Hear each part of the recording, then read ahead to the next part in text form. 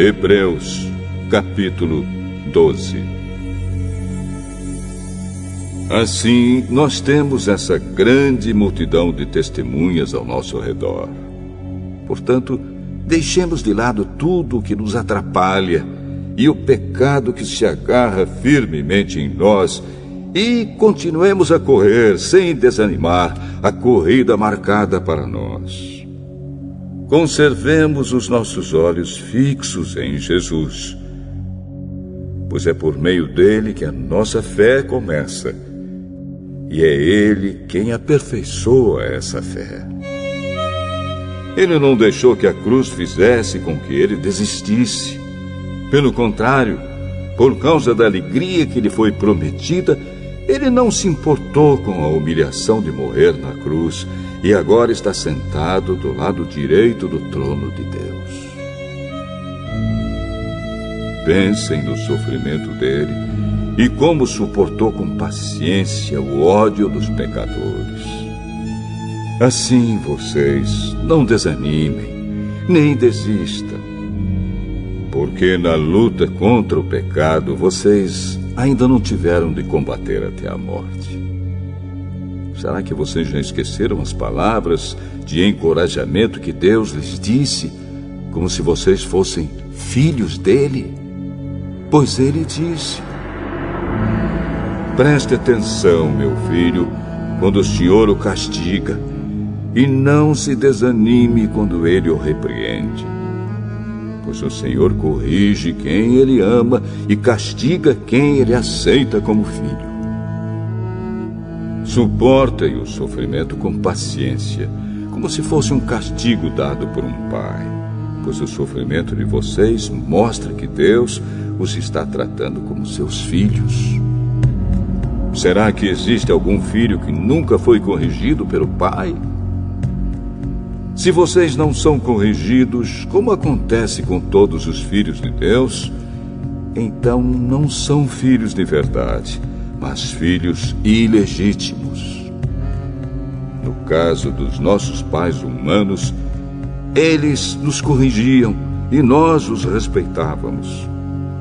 Então devemos obedecer muito mais ainda ao nosso Pai Celestial, e assim viveremos. Os nossos pais humanos nos corrigiam durante pouco tempo, pois achavam que isso era certo. Mas Deus nos corrige para o nosso próprio bem, para que participemos da sua santidade. Quando somos corrigidos, isso no momento nos parece motivo de tristeza e não de alegria. Porém, mais tarde, os que foram corrigidos recebem como recompensa uma vida correta e de paz.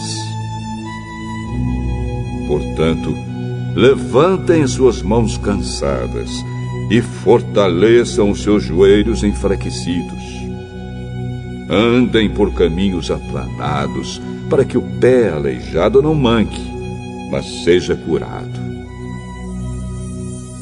Procurem ter paz com todos e se esforcem para viver uma vida completamente dedicada ao Senhor, pois sem isso ninguém o verá. Tomem cuidado para que ninguém abandone a graça de Deus. Cuidado para que ninguém se torne como uma planta amarga que cresce e prejudica muita gente com o seu veneno. E tomem cuidado também para que ninguém se torne imoral ou perca o respeito pelas coisas sagradas, como Esaú, que por causa de um prato de comida vendeu seus direitos de filho mais velho. Como vocês sabem, depois ele quis receber a bênção do seu pai, mas foi rejeitado porque não encontrou um modo de mudar o que havia feito, embora procurasse fazer isso até mesmo com lágrimas. Vocês não foram como o povo de Israel. Vocês não chegaram perto de alguma coisa que se pode tocar, como o Monte Sinai com seu fogo destruidor, a escuridão e as trevas, a tempestade, o barulho de trombeta e o som de uma voz. Quando os israelitas ouviram a voz, pediram que ela não dissesse mais nada pois eles não podiam suportar a ordem que dizia: até um animal, se tocar o monte, deverá ser morto a pedradas. O que estavam vendo era tão terrível que Moisés disse: estou tremendo de medo. Pelo contrário, vocês chegaram ao Monte Sião e à cidade do Deus vivo, a Jerusalém celestial com seus milhares de anjos.